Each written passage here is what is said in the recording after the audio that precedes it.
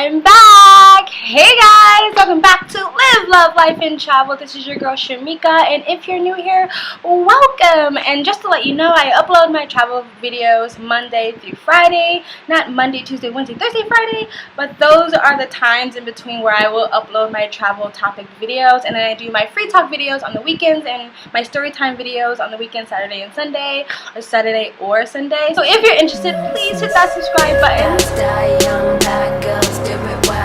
So I know, I've been gone for like a millennial on YouTube time, but 4 months in reality, and I'm so sorry. You may be asking, where have you been, Shamika? And why haven't you been uploading? And I was gonna do like this big like update video, but I thought it would be quite boring. I just decided I would update as I upload videos instead of just doing like one long boring like update video. And so I'll talk about the reasons why I haven't been like doing like talking head videos in another video. But where have I been? Well, one of the places, if you follow this channel, you might already know this, that I was in Bali, Indonesia, which is a beautiful country, and I'm gonna be uploading like probably like a handful of videos on Bali. So if you're interested in going to Bali, like subscribe, stay tuned, hit the notification bell so you get the notifications that I'm uploading videos. Anyway, in this video I'm going to talk about why I love Bali. And when I say love, I really do mean love. It wasn't love at first sight, because the first place I went to Bali was Kuta, which is like, it's like Bali's version of like Phuket, like Patong Phuket. If you know Phuket, you know it's the most gaudy tourism place like in Thailand. And so that's like, you know, Bali's version of Phuket is Kuta. And so when I first landed into Bali, that was the first place I saw, and I was like, this is Bali, this is where everyone's been raving about. And so yeah, Kuta is just like super touristy, and it's just like not my speed, not my style. It's like if you want to go buy a bunch of souvenirs, Kuta is the place for you. The beach was really lackluster. I mean, it's still beautiful, it's still an island. I'm not saying it's like disgusting, I'm not saying it's like the fucking ghetto or anything, but it is kind of the ghetto of Bali. It really is. Anyway, let's get into why I love Bali. When I say I love Bali, to put it in perspective, if you've been following this channel, you know I spend a lot of time in Chiang Mai because I love Chiang Mai. I love Bali just as much as I love Chiang Mai. There's some differences, and maybe I'll do like a Bali versus Chiang Mai video. But yeah, like I fell in love with it, and I definitely will be going back in like a few months, and hopefully for a much longer stay. So let's get into why, Shamika, why do you love Bali? Actually, like, to be more precise, Canggu Bali, because that's where I spent most of my time. I actually never went up to Ubud, and I'll explain why later. But the reasons why I love Bali, number one being that it's just a beautiful place. You know, like Bali is not necessarily a country in itself, I don't think. But Bali, Indonesia is such a beautiful place. It's a beautiful place, and it's not like, I mean, depending on where you're staying, you could very much stay in like smack in the middle of the jungle if you want to, but where I was staying wasn't necessarily in the middle of the jungle, but the greenery that you did see was just so lush and green and lavish and just beautiful, and it was one of the things, because Canggu is quite westernized, but the greenery that you do see does remind you that you are like in Indonesia, that you are in Bali, and it was just beautiful. It's just a beautiful place. It really is. And the other reason why I love Bali are the locals. Balinese people, Balinese locals, and Indonesian locals. And you might be asking what's the difference. A Balinese person told me that all Balinese are Indonesians, but not all Indonesians are Balinese. And Balinese people are usually like my complexion. I'm a little like washed out on this camera, but I'm, you know, caramel skin. And then like Indonesian people tend to be a bit more lighter. And so yeah, so I guess that's the difference as far as I know. But either Balinese or Indonesian people are just so fucking nice. Sorry, so flippy nice. Like just smiley and nice and just welcoming. And the difference between, like, because Thai locals are extremely nice, and I love Thai people. But I feel like the difference between like Thai locals and Bali locals is that I feel like with Thai locals it does take a little bit of time for them to stop just seeing you as tourists and stop sort of just behaving towards you as tourists. Like, you know, like that feeling of like they're smiling at you just because they feel like they have to smile at you. I feel like it takes a little bit of time to get over that with Thai locals, but once you do, like once they see you as friends, you are like family. Like Thai people are like ride or die. So that's, but I think the difference is with the Balinese locals, I think because a lot of their business isn't tied into tourism, which some people say that is actually a problem, which I guess I can talk about in another video. Well, because a lot of their business isn't tied into tourism, they don't just see you as a tourist because they're not trying to get money from you. They're not trying to get you to buy something. I mean, like besides like the Thai, like besides the local like little markets and stuff like that, a lot of the businesses are actually owned by Europeans or Westerners, which again, a lot of people say is a problem, which I'll talk about in another video.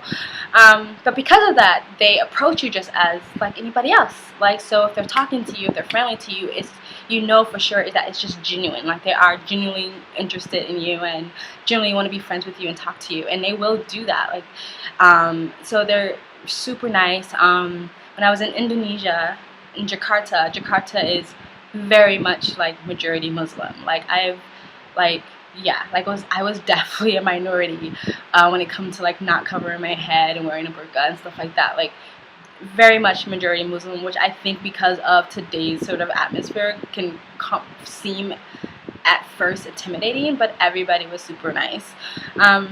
When I was in the airport in Jakarta on two separate occasions, like one family sat down with me and they started to sort of break bread. They started to, you know, eat, their children, the mom, the dad, and they just handed me some food. They just like, here you go. Like as if they came to sit with me to have breakfast or have a feast or whatever. And I was just like, oh, thanks, you know. And then another, like literally like half an hour or 45 minutes after that family got up, a couple sat down and also pulled out their food to start eating because it was quite early. Everybody was trying to get their breakfast then, and they just turned around and gave me some food. And I don't know if it's a part of their culture to like it's rude to eat in front of other people, or it's like that's just what you do. Either way, it was quite nice. And so all the locals are really, really friendly and really, really nice and really, really down to earth. So that was the other thing that I really loved about Bali and Indonesia, are the country, the beautiful country itself, and the locals. The other thing I really, really liked about Bali, which is probably like the biggest thing, is just the atmosphere. Canggu Bali itself is a beach town. It's a surfer town, so everybody's laid back, chill, relax, slow, take it easy, just smile and be happy. It's very like like Rasta meets beach town meets Venice Beach. Like it's just very like chill and it's very happy. Like you can't, like I couldn't walk outside without being happy. And it was the sun and the beautiful greenery and the atmosphere and the ocean, and it was just, you always felt really happy. I mean, like the sun, vitamin B12, like endorphins, so like you always felt good. It was just the atmosphere. I like chilled, laid back, relaxed, and that's one of the reasons why I like Chiang Mai, because it's slower pace. And so I loved Canggu because of the atmosphere and the environment, and that was one of the biggest reasons why I love Canggu. It's just easy, it's just chill, it's just relaxed, and it's nice. Yes, it's westernized. I would say that it's not touristy. I think there's a difference between westernized and touristy. I don't think it's like overly westernized. I think like people who said it was too westernized but still like Chiang Mai, I feel like Chiang Mai is just as westernized, if not more, than Canggu.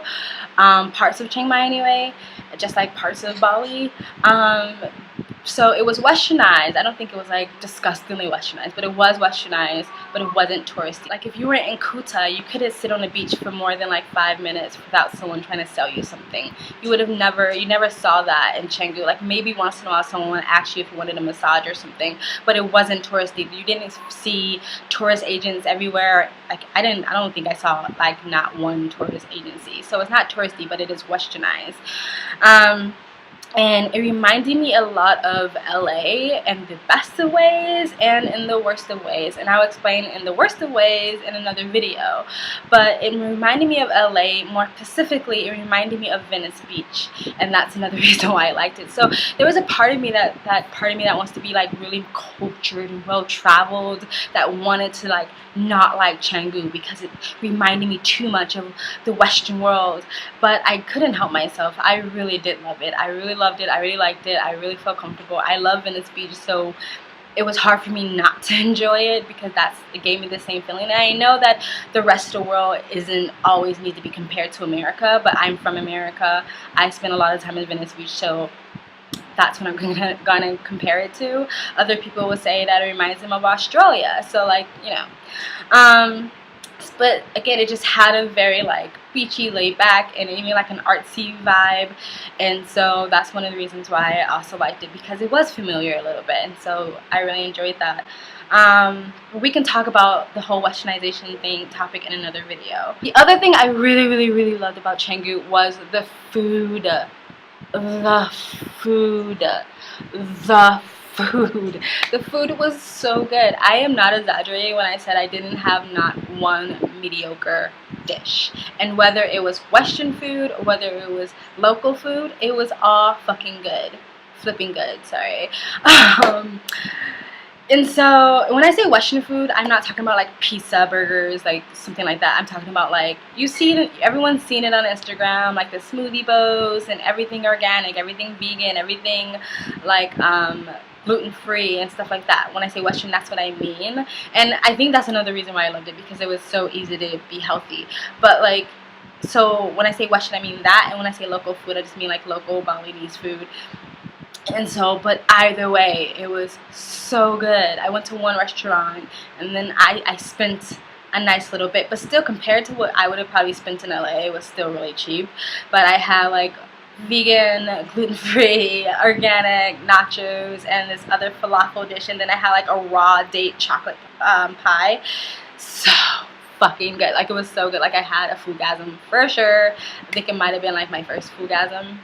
Yeah, popped my foodgasm cherry.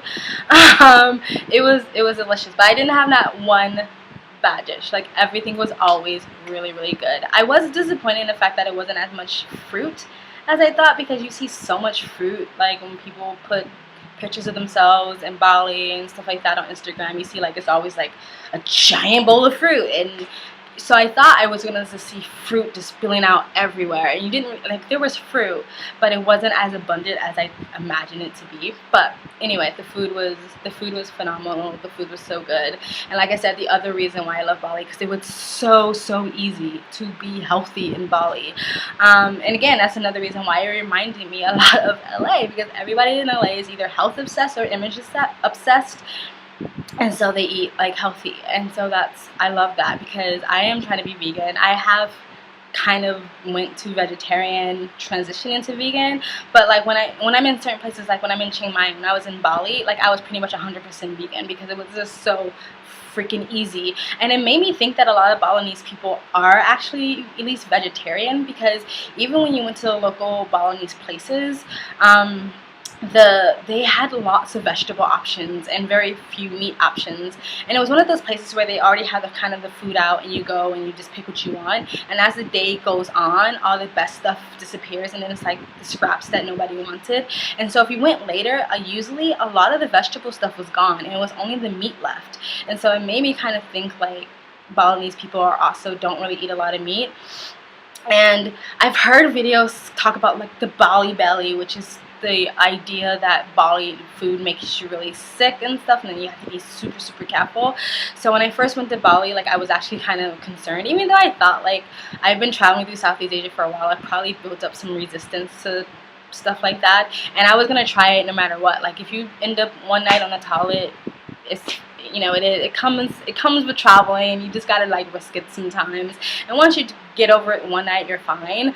But honestly, like, I never had Bali belly. I never got sick. Nothing ever happened to me, and I ate at local places, and a lot of local places I ate at, the locals were eating there, and also like the foreigners were eating there, so it was fine. But the food was the food was amazing. The food was so good, and it was healthy, so it was like even better. Like it was so good.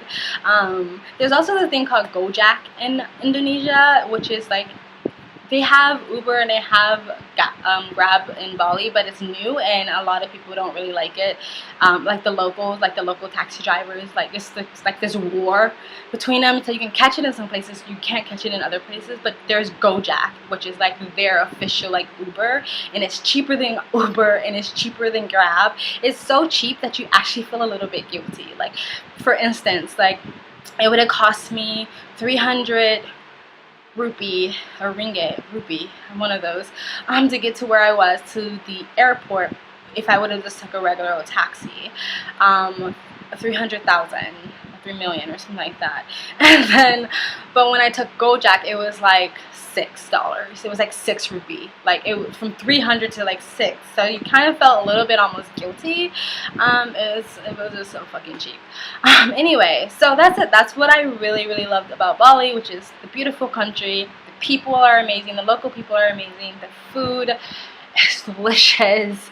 It reminded me of LA, which I love, and it had an incredible beach laid back atmosphere. I love the ocean. Like, I mean, you can't be like, if you just have a bad day, just go to the ocean and sit and stare into the waves, you know.